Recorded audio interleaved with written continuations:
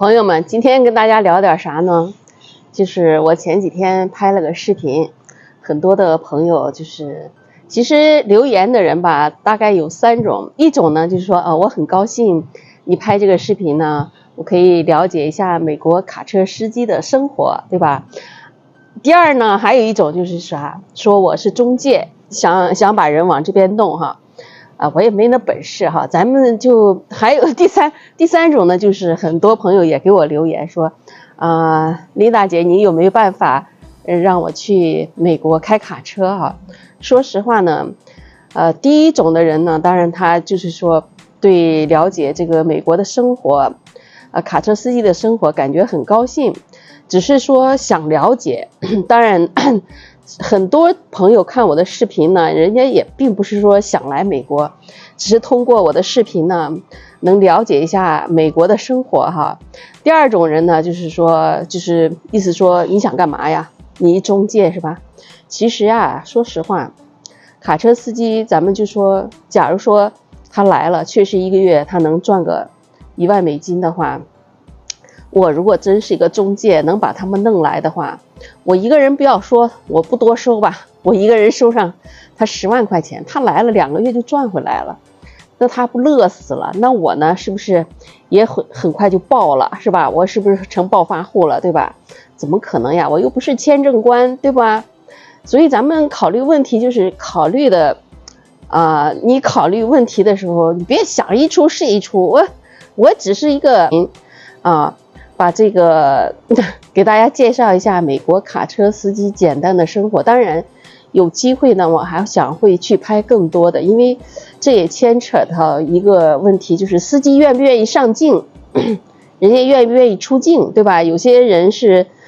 不愿意出镜，不愿意给自己惹事儿，对吧？这是什么样的人都有，对吧？一定要通过人家司机同意，那我才能拍这个视频，对吧？至于他这个司机穿拖鞋这个问题，其实我也是拍完以后才意识到这个问题的啊。严格的来说，开卡车你穿个拖鞋是不安全的，穿拖鞋是不安全的，应该就是说不能穿拖鞋，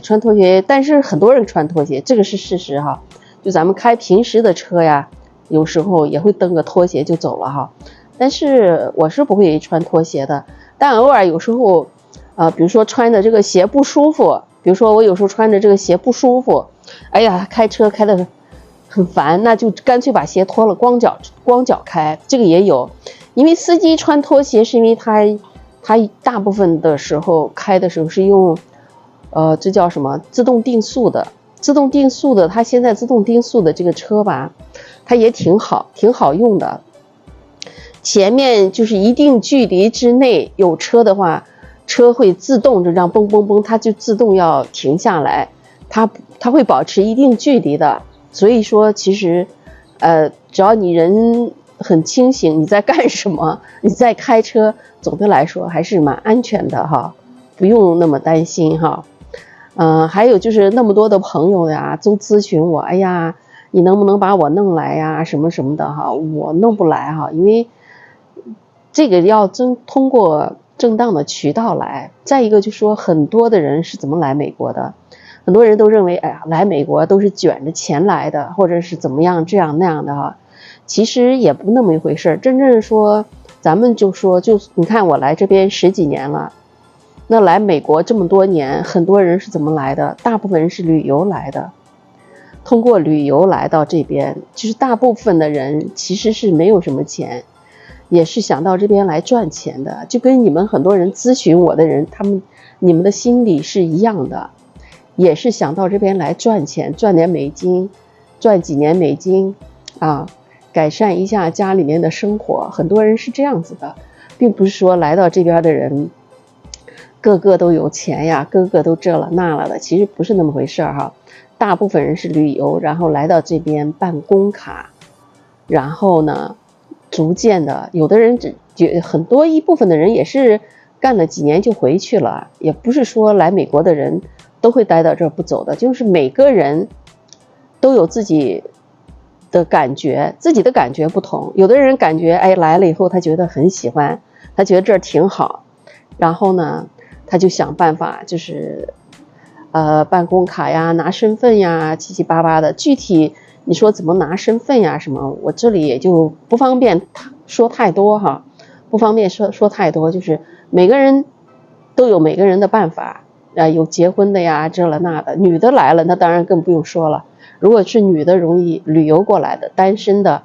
找一个这边人结婚，这是最快拿身份的办法哈。很多人在这里也是没有身份的人也是蛮多的，在这打个黑工呀，干个几年呀，就回去了。这种人也特别多。在这边其实好多的华人刚来这边就是做这个按摩的呀，做这些修脚的呀，做就是厨房呀，在餐厅呀做这个的人特别多。有的你要想来美国，你肯定怎么讲，从卡车司机引出来的。卡车司机你只要拿到工卡，卡车是可以开的。完了以后呢，就是要考一下这边的驾照。有的人好多的人问我要不要在这边考驾照啊？那你开卡车这肯定是要在这边考这边的卡车司机的驾照哈。有中文的笔试哈，因为中国人多呀，所以说考路考的笔试就是考交通规则呀，有中文的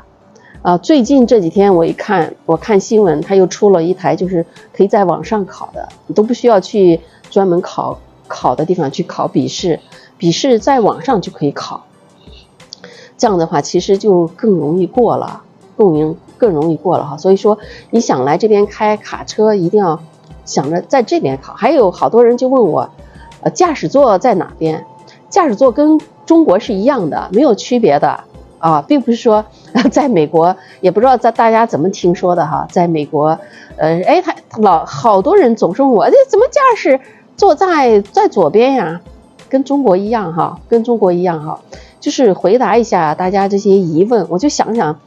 来想去，可能问我最多问题的就是这些，就是我能不能帮你们来，我帮不了，我只是拍视频而已，不是中介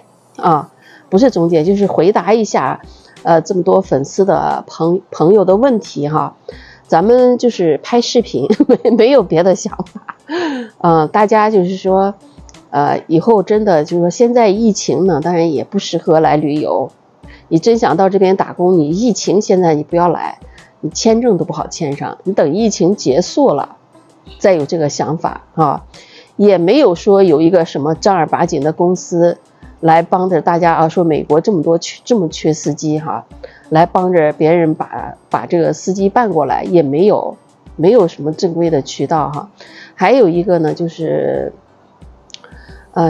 其实卡车司机吧，现在的工资已经开始降了反正这个东西都是在变呀。什么钱好赚，就会有很多的人一闷头往里头钻着，想去赚这个钱，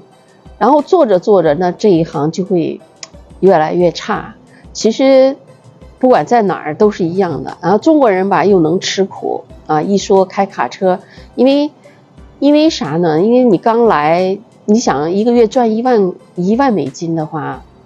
不说1万美金，你就赚6、7千美金吧，可能开卡车还是比较好赚的就是因为你做其他的需要英文呀，你又没有美国的文凭，又没什么七七八八的这些，你不会英语啊什么的，你肯定拿不到高工资的3千4千这是最普通的了，最普通的。那现在疫情以后工资都涨了点，那拿到手再交个税呀什么，到手也就3千多。其实自己在吃了用了的话，当然如果说是你一个人来的话可能会省一点，如果是拖家带口的话，那3000块钱其实也是所剩无几了。我说的都是美元3000美元是所剩无几的。就算在这边生活很多年的人，比如说一家子呀，再带个孩子呀什么的其实你想攒点钱也不容易，只是真的是在这里生活而已其实来这儿也没见得有多好真的是也没见得有多好。我们呢，当然是已经来了这么多年了，已经习惯了这边的生活。你真说让我现在回去生活吧，很多方面还真是有点不习惯了啊。所以说就是今天嘛，就因为卡车司机的这个事儿，给大家说一下。还有就是说英文的问题哈，你当然英文好了，你来了不一样呀。你英文是啥都不懂的话，那你只能在华人的圈子里混，只能在华人的公司里工作，肯定会差，对吧？你到一个地方，你会他的语言，那是完全不同的。你做什么事情也不需要求人，自己都可以搞定，那是两个概念哈。那今天就给大家聊到这儿吧。大家有什么问题呢？我们可以下一次继续探讨哈。谢谢大家的收看。咱们喜欢看我视频的人，看完以后呢，别忘了给我点个赞哈。点赞可以加热我的短视频哈。谢谢大家。